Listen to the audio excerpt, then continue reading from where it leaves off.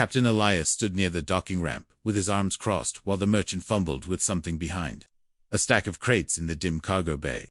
The lights flickered above them, and the air smelled of old oil.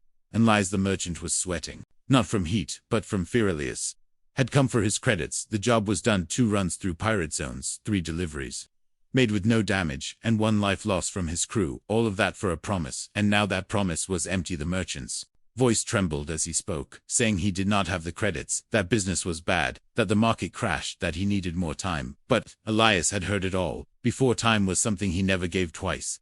Before Elias could speak again, the merchant raised his hand and motioned to the shadows. A figure stepped forward, wrapped in a thin gray cloth chained at the wrists, and walking with slow, quiet steps. Her face was hidden, but her form was clearly alien. She stood still between them, silent like a statue. The merchant said she was rare, that she came from high stock, that she would serve well, and that her value was far above the debt owed. He begged Elias to take her as payment. Elias stared at her. She did not flinch, did not lower her head. Her eyes met his for just a second, and he saw something strange, not fear, not pain, but calm, like a quiet sea before a storm. He did not like slavers, and he never dealt in people, but something in her gaze held him. She looked more like someone waiting for something, not someone broken. He turned to the merchant, who said this was all he had, and if Elias refused the deal, then there would be nothing more to collect. Elias did not answer right away. He looked back at the girl. She still said nothing, just watched him, her eyes glowing faintly in the half-light. Her wrists bruised from the metal cuffs, her feet bare, her clothes torn and dirty, and yet she stood straight like a soldier in disguise. Fine, Elias said. Finally, he told the merchant the debt was cleared, and warned him never to cross paths again. The merchant nodded quickly and disappeared before Elias could change his mind. The girl followed Elias into the ship without a word, her movements smooth and silent. Like a shadow, she sat in a corner of the small crew room, and did not ask for food or water. She only watched the walls and listened. Elias offered her a blanket, and she took it with a small nod. Still no words, still no emotion. Her presence was strange, almost too calm for someone just handed off like cargo. He asked her name, and she said Lyra, her voice soft and clear, no accent, no fear. He asked where she came from, but she gave no answer. He asked if she wanted to be free, but she only looked at him and said, I do not want to be returned. Elias felt something twist in his gut. The way she said it, like returning her, would mean death or worse. He left her alone, and went to the cockpit, trying to shake the feeling that something was not right. Later that night, a noise woke him. The ship's sensors showed movement near the cargo ramp. Someone was trying to breach the door. Elias grabbed his weapon and moved fast, checking screens and locking systems. The door hissed open, and a dark figure stepped through, wearing black armor with no insignia. The intruder moved like a trained killer, fast and silent. Elias fired first, and missed. The second shot hit the shoulder, and the intruder fell, but tried to rise.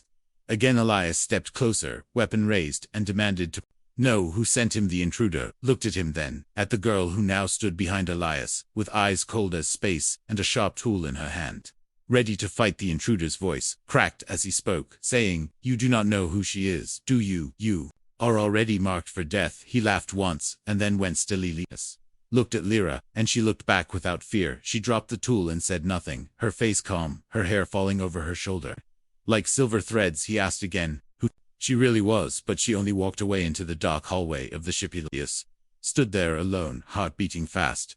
A dead man at his feet, a girl with no past on his ship, and too many questions with no answers. He looked out the window at the stars and felt, for the first time in years, that something bigger had begun, something dangerous, something he was now part of, whether he wanted to be or not. The ship floated through the black void, silent and steady, but inside Captain Elias could not find peace. His thoughts circled the strange events of the night, the dead man who broke in the calm way. Lyra stood ready to fight, and the warning that echoed in his mind, again and again. You do not know who she is. Lyra sat in the corner of the crew room just like before, her eyes scanning the datapad Elias had given her. She read quickly, faster than most humans, he noticed, and when he looked closer, he saw she had changed the settings, adjusted the interface, and unlocked parts of the system he had forgotten were even there. He did not like strangers touching his ship, but Lyra moved like someone who belonged, like someone who understood every wire, every code, every part of the machine. Her fingers tapped commands with precision, and when Elias asked how she knew all that, she simply said, I listen, and I learn later. She stood at the controls in the engine bay, studying the power flow like an engineer. Elias watched from behind, curious and a bit uneasy. She rerouted the coolant line to run more efficiently and fixed a small leak with tools she had never used before. Her work was clean, fast, and exact.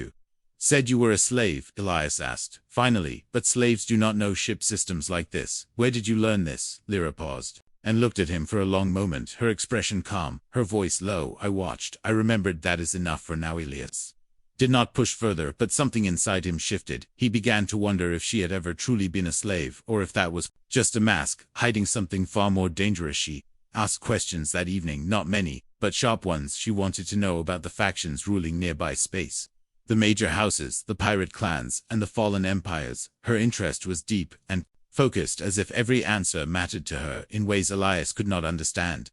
Do you know the House of Verin? He asked, thinking maybe she had once served there. A noble family known for strange practices. She shook her head, not directly, but her eyes narrowed for a second, just enough for him to notice. That night, the bounty alert came through the main comm channel, loud and clear, with a flashing red frame across the screen. It was a high-level notice marked urgent and verified the target was female Varelian, origin estimated age match for Lyra, with a large reward listed for live capture. Elias stared at the image. The facial scan was slightly blurred, but it was her the same. Eyes, same lines around the mouth, same calm expression, and below, the words were clear: suspected fugitive from royal blood, classified stolen property. He walked to the crew room slowly, where Lyra was sitting again, her hands resting on her knees. He turned the screen to her and asked, "Is this you, Lyra?" Stood her voice, even her gaze, steady. "Yesu. Are you really?" he demanded. "What did you get me into?" Shay stepped forward, the light catching her silver hair and pale skin. Her voice dropped lower. "Do not return me. Do not answer that bounty. If you do, they will burn this ship from orbit to silence you, just like they burned my family, just like they burned the truth." Elias felt the chill in her words, but his mind raced. He asked her again, what truth, what family, but she said no more. She only reached into her tunic and pulled out a tiny chip, barely larger than a fingernail. She handed it to him and said, "When you are ready, put this in your nav screen and see for yourself." He took the chip and stared at it, small, cold and plain, but somehow heavy, like it carried a world inside it. He looked back at Lyra, and she was already walking away, her steps quiet, her shoulders strong, like someone who had stopped hiding. Elias returned to the cockpit and locked the door behind him. He sat in the pilot's chair and looked at the chip in his hand. The stars outside twinkled like 1,000 watching eyes, and for the first time in years, Elias felt something strange, not fear, not anger, but the edge of something far greater than himself. He placed the chip into the console and waited. The screen blinked once, twice, then opened a hidden file. A hologram flickered into life, and there she was. Lyra, standing tall in royal armor, a crest glowing behind her head, her voice echoing with power and command. The message was old, recorded in a palace hall with banners of the Varelian throne behind her. She named herself Princess Lyra, daughter of the High Sovereign's keeper of the Seven Moons, rightful heir to the lost empire. Elias sat frozen, watching the image repeat, his hands gripping the armrests, his breath caught in his chest. The girl he had taken as payment for a simple debt was not a slave, not a servant, not a victim. She was a queen in exile, and now he was tied to her fate, whether he wanted to be or not. The stars outside the ship glowed cold and distant, but inside the cockpit, the air burned with silence. Captain Elias sat still as the hologram of Lyra shimmered before him, her royal armor shining with golden light, her voice strong and proud, as she declared herself heir to the Varelian throne. Her eyes in the message were the same, calm and steady as the girl, now sleeping just a few meters away. He watched the message again and again, each time the truth sinking deeper into his mind. She was not just some lost noble. She was the daughter of a fallen empire, a survivor of betrayal, and wore a hunted flame in the dark wind. The message ended. The console screen flashed a new alert. A ship was closing in, fast, unknown ID, no response to hails. Its path locked straight toward them. No trade beacon, no distress code, no reason to follow except one. Lyra Elias ran down the corridor and found her awake, already standing in the shadows of the hallway, her eyes sharp and her hands steady. She had heard the ship approach before the sensors did, her instincts sharper than steel. They found the enemy ship on the visual feed, black and narrow, armed with heavy cannons and a fast pulse engine, the kind used by assassins and bounty hunters. No insignia, no warning lights, just a single message sent across the private channel. "You have something that belongs to us." Elias gritted his teeth and activated the shields, but Lyra stepped forward, her voice low and calm, and she said, "Let me help. I know their code, I know their tactics. Give me access to weapons control, and I can shut them down before they fire." Elias hesitated.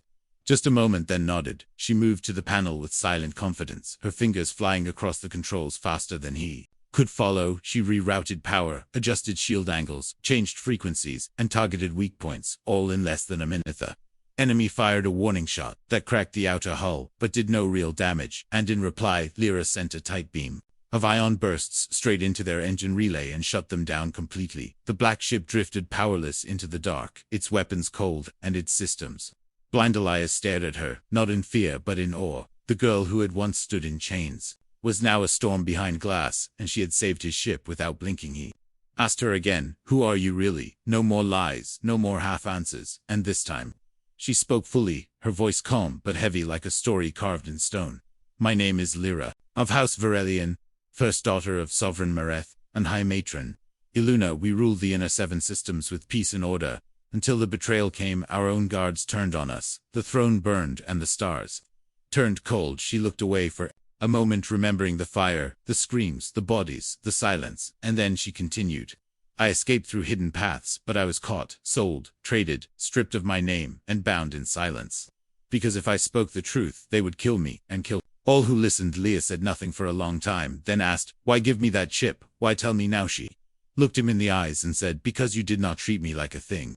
You did not chain me again, or throw me in a cage. You gave me space to breathe, and when they came, you stood between me and the blade." He felt something twist inside, not guilt, not pride, but a quiet sense of weight, like a key turning in a door he never knew existed. He asked, "What happens now?" and she answered, "I need to find the others, those who still believe in the throne, those who wait in the dark with hope. We must rebuild, we must fight, and for that, I need someone I can trust." Leas looked at his ship, at the stars, at the path behind him filled with trade deals, blaster fights, and half-empty promises, and he thought of the path ahead filled with danger, war, and uncertain skies, and yet somehow it felt more real than anything before. He nodded once, slowly, and said, "Then let us start." Now she gave him a small smile, the first one he had seen, and turned back to the console, where a new signal blinked, weak and hidden, but carrying a code that only she could read, a signal from someone loyal, someone waiting. As they set course toward the unknown system, the stars no longer looked cold to Elias. They looked like roads waiting to be walked, like sparks waiting for fire. And beside him stood a girl, no longer in chains, no longer hiding her face, but holding the weight of a crown that could still change the galaxy. Asterisk. The stars faded behind them as Elias and Lyra entered deep space, moving toward the broken system where her people once lived. The journey was quiet, but heavy. Every hour stretched long with questions that had no easy answers. Elias sat in the cockpit, watching the empty dark, while Lyra stood beside him, reading old codes and forgotten signals. The message they followed was weak, but real. It came from a loyalist beacon, buried deep under static and debris. It pulsed with the pattern of her house, 3 sharp beats, 1 long, then 2 more. Only someone from her bloodline would understand it, and only someone who believed in hope would send it. As they approached the ruined moon where the signal pointed, Lyra grew silent, her eyes fixed on the screen, her hands shaking. Just a little, Elias noticed, but said nothing. Instead, he kept the ship steady and scanned for traps or signs of life. All he saw was stone, dust, and silence. The moon had no air, no cities, no power grids, just a large metal hatch half buried under ice. It opened for them the moment Lyra touched the panel, her hand glowing faintly with hidden tech. The entrance led down into darkness. Lights flickered on as they stepped through narrow tunnels and steel walls, until they reached a chamber where 10 figures waited, dressed in rags and armor patched with old symbols. The tallest among them, a woman with sharp eyes and a scar across her face, dropped to one knee. The others followed as Lyra stepped forward, her voice clear as she said, "I am Lyra, daughter of the High Sovereigns. I have returned." Tears fell from some eyes, others touched their chests in salute. One young boy whispered, "We thought you were dead." Lyra touched his head gently and said, "Not dead. Just waiting for the right time." They talked for hours inside that hidden chamber. Stories poured out of wounds that never healed. They spoke of betrayal, of burning cities, of loyal captains who vanished, and messages that never came. They had survived by hiding, scavenging, hoping that one day the true heir would return. Now that she was here, they believed again, but belief alone would not win a throne. They needed a plan. They needed ships, allies, weapons, and most of all, they needed time. Elias stood near the wall, quiet, but watching every moment. He was just a cargo runner, a man who lived by trading parts and avoiding fights, but now he was part of something greater, something ancient and unfinished. One of the loyalists, named Kale, looked at him and asked, "Why are you here? What do you want from her?" And Elias answered simply, "I did not come for gold or power. I came because someone needed to be protected, and no one else stood up." Kale studied him, then nodded with respect, and said, "Then you may stand with us, but know that the path ahead is death for many, and fire for all." That night, Elias sat beside Lyra, near the old war table. Maps flickering with old data, her face was tired but calm. She looked at him and asked, "Do you regret taking me that day from the merchant?" Elias thought for a moment, then shook his head and said, "I regret not seeing who you were sooner, but no. I do not regret it, not for a second." She smiled again, a small, quiet smile like the moon through clouds, and said, "You are the first human I have met who sees me not as a crown, not as a tool, not as a danger, but simply as someone trying to survive." He nodded and said, "Survival is easier when someone has your back." Suddenly alarms rang through the base of the screens. Lit up with red signals, a ship had entered orbit, fast and armed and hostile. No signal, no code, just weapons and fire coming down hard. They moved quickly, the loyalists grabbing rifles and rushing to defense posts.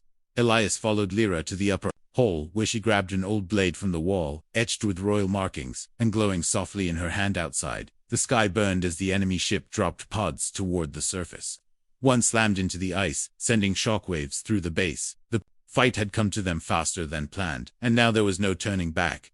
Lyra stood at the blast door, ready to face whatever came, her voice steady, as she ordered the defenders to hold the line. Her eyes locked on Elias, as she said, "This is where we make our stand. This is where we show them that Varelian blood still burns." He stood beside her, weapon in hand, heart racing but mind clear, and in that moment he knew that no matter what happened next, he would not leave her side.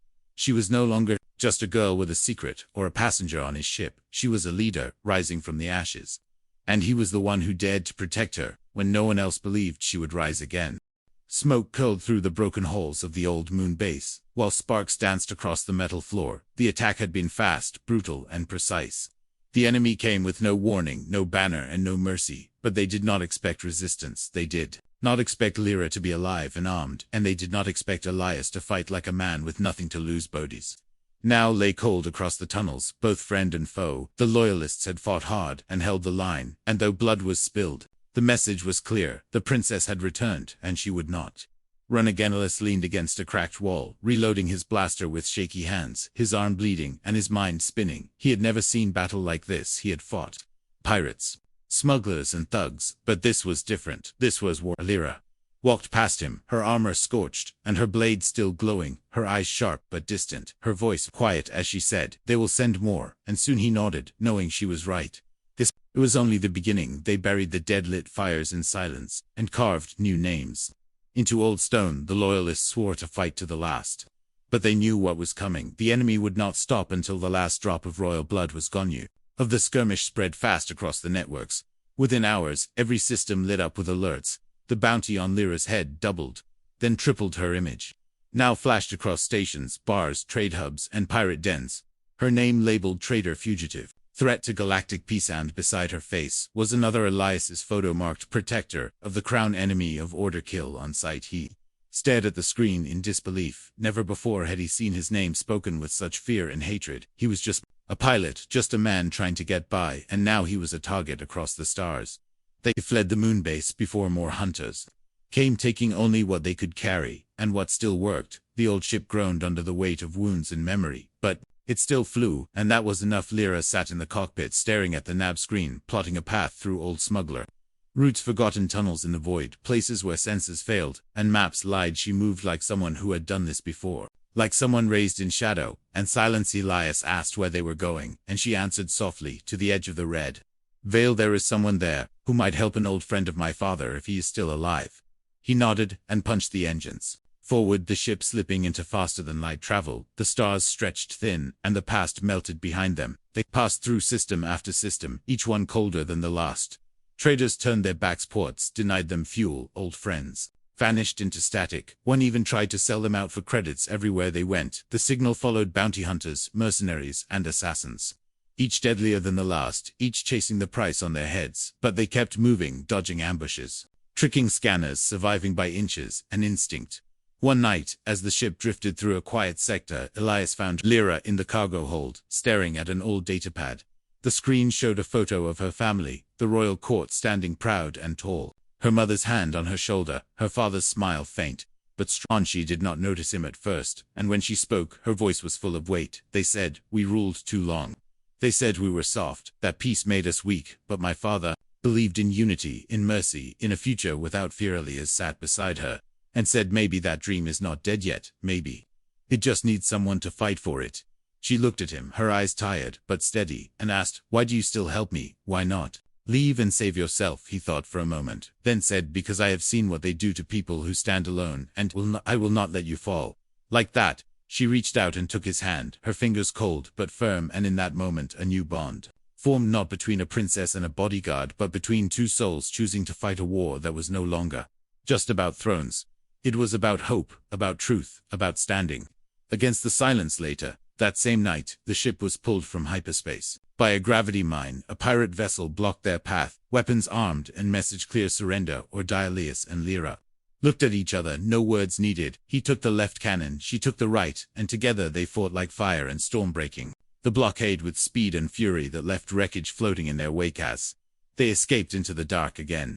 Elias laughed for the first time in days, and said, we make a good team. You and Lyra smiled just a little, and replied, the stars have not seen the last of us. And as the ship vanished into the void, they both knew the galaxy was watching, and the real battle had only just begun. The stars above the red veil swirled like smoke across a burning sky. The space around them was thick with radiation and old shipwrecks, shattered pieces of once great vessels, now drifting silent and broken.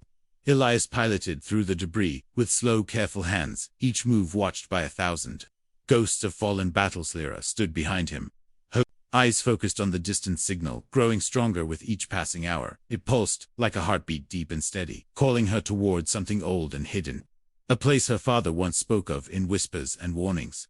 The signal led them to an unmarked moon, gray and lifeless on the outside, but when they reached low orbit, the surface cracked open, revealing a hidden entrance shaped like a crescent moon. The ship descended slowly through the narrow tunnel, guided by lights that lit one by one as if the base itself recognized who was coming. They landed in silence, surrounded by walls carved with symbols of the Varelian royal house.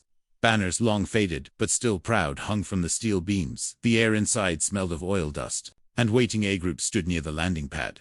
Armored figures, tall and alert, their weapons ready but not raised. One stepped forward, his helmet removed to reveal a weathered face scarred by time and battle. His eyes widened as he saw Lyra, and then he knelt without hesitation, his voice shaking as he said, the blood still burns, the flame still lives. Others followed, falling to one knee around her, their faces full of awe and disbelief. They had waited so long, too long. Some had started to doubt. But here she was, not a rumor, not a ghost, but the real heir, the lost princess, returned at last. Lyra nodded and spoke with quiet strength. I am Lyra, daughter of Marith and Aluna. I have returned not for power, not for glory, but to reclaim the truth and fight for the future we were promised. The commander rose and introduced himself as Rovan, once a general, now a keeper of the last spark. He led them deeper into the base, showing rooms filled with supplies, weapons, maps, and ancient tech. Long thought destroyed. This was no rebel hideout. This was a buried fortress, a seed planted in the ashes of war, waiting to grow again. Elias walked beside Lyra, his eyes scanning the faces of the hidden army. He saw men and women, young and old, engineers, medics, pilots and warriors, all bound by loyalty and pain, all ready to rise again. They trained for days, moving through drills, checking old systems, preparing for something bigger than any of them. Rovan explained that their spies had seen signs of the enemy, gathering forces, planning a final move to crush all traces of the royal bloodline, once and for all. Lyra listened carefully, asking sharp questions, giving clear orders slowly, and without realizing it, she stepped into the role she was born for, not just a symbol, but a leader of flesh and fire. Elias trained to sparring with soldiers, learning tactics from veterans, pushing his body beyond what he thought possible. Every time he fell, he got up again. Every time he was knocked down, he stood taller, until even Rovan gave him a nod of respect and called him worthy of the Flamelate. One night, Lyra found Elias sitting alone near the old war table, the stars flickering above through the clear dome. She sat beside him, her voice soft as she asked, "Do you ever wish you walked away that day at the docks?" He smiled and said, "If I had, I would still be chasing credits across dead worlds, but now, I chase something that matters, something that might change everything." She looked at him for a long moment, then said, "You do not carry my blood, but you carry my trust, and in my world that means more than name or title." He reached into his jacket and pulled out a small box inside. was a new insignia forged by the hidden army, a crest that mixed the crowned with the mark of the stars. He handed it to her, and said, "If I fall, I want to fall with this on my chest." She took it, placed it in her palm, and closed her hand around it, her voice steady, as she said, "You will not fall, not while I still breathe." Next day, the scouts returned with news. The enemy fleet was on the move, 3 destroyers heading toward the outer systems, burning every station that refused to give up the girl with royal eyes. They were not just hunting her, they were sending a message: no more hiding, no more waiting. Lyra stood before her people, wearing old armor reforged with new light, her voice carried across the chamber, strong and unshaken. "They think we are broken, they think we are gone, they think we are afraid, but today we rise not as ghosts, not as fugitives, but as fire." Relius stood behind her, his blaster charged, his eyes locked on hers, as she raised her sword high, and the hidden army roared back, their voices shaking the walls, as the old base came alive, with engines lights and the sound of war returning to the stars. The stars burned with fire as the hidden fleet rose from the shadows, old ships reborn from scrap and silence engines, screaming across the black sky, weapons hot and hearts full of purpose. At the center of it all stood Lyra, her armor shining with the crest of a house reforged from pain and memory, her sword at her side, and her voice echoing through every line across the fleet. "Today, we take back what was stolen. Today we remind them who we are. Today, we write the truth in." Stood beside her in the command chamber, wearing his new insignia, his hands steady on the controls, his mind clear for the first time in his life. He was not running from anything, he was running toward something worth bleeding for, something worth dying for. Enemy fleet arrived like a storm, 3 destroyers backed by dozens of fighters each, one marked with the sigils of the council that betrayed her family. Their message was simple: surrender or burn, but Lyra had no intention of kneeling. She gave the order, and the hidden fleet moved like wolves through the void, striking fast and vanishing again, weapons firing in coordinated bursts, disabling engines, ripping through shields, cutting away the enemy, piece by piece. Elias led a small strike team through a narrow asteroid belt, dodging debris and chasing a weakness in the enemy's rear flank. His ship danced through danger, each move sharp and perfect, guided by instinct and purpose. Lyra's voice in his ear gave him strength, her trust, his shield inside. The enemy command ship, the traitor general, watched with growing rage, his face twisted by fear and pride. He had ordered her death, he had sworn she was gone, yet here she was, not a rumor, not a whisper, but a force of flame bringing his empire to its knees. He launched boarding pods, aimed at Lyra's flagship, hoping to cut the head from the rising storm, but the loyalists fought back on every deck.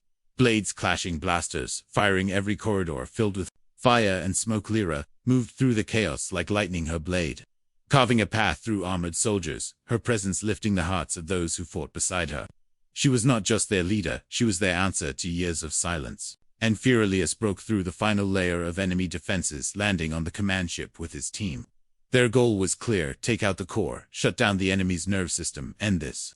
Before more blood was spilled, they fought their way through steel halls, past traps and guards, past fear and exhaustion, until they reached the heart of the ship. The core chamber glowing with energy, pulsing like a living thing. Elias planted the charges, while the others held the line, each second a lifetime, each breath a promise. Back on her ship, Lyra reached the bridge, where the traitor general stood waiting, blade drawn, eyes full of hate. He called her a ghost, a mistake, a forgotten name, but she answered with silence, and steel. Their blades clashed, sparks flying, power against purpose, rage against resolve. The fight was fast, brutal, and final. Lyra moved with grace and fury, her blade finding its mark as the traitor fell to his knees. His voice fading into dusty. Elias gave the signal and the charges blew. The enemy ship began to tear apart from within, systems failing, fire spreading across every floor. The battle was won, the message sent. The fleet regrouped in orbit, the enemy scattered and leaderless, the loyalists cheering as Lyra stood once more before them, no longer hidden, no longer hunted, her voice calm but strong. The stars remember, and now so will the people. We are not done, but we have begun. Elias stood beside her, watching the faces of the army. He had grown to respect, watching the woman he had once believed was just a slave, now standing as a queen, not just of blood, but of spirit. As the fires cooled, and the ships rested in the silence of victory, Lyra found Elias alone on the observation deck, staring at the endless black that now felt a little brighter. She stepped beside him, her voice quiet but warm. "You saved me more than once, you never asked for anything in return." Why? He turned to her and said, "Because you never needed saving, not really, you just needed someone to believe." She looked at him for a long moment, then reached out and placed her hand over his chest, where the insignia shined. Faintly you were given a girl in chains, and you gave her back her fire. Now let me walk beside you, not as royalty, not as command, but as someone who chooses. Youth stars shimmered above them, the past behind them, and the future wide and wild. Ahead together, they stepped forward, no longer slave and captain, no longer fugitive and protector, but equals bound, not by war or title, but by something far stronger than both.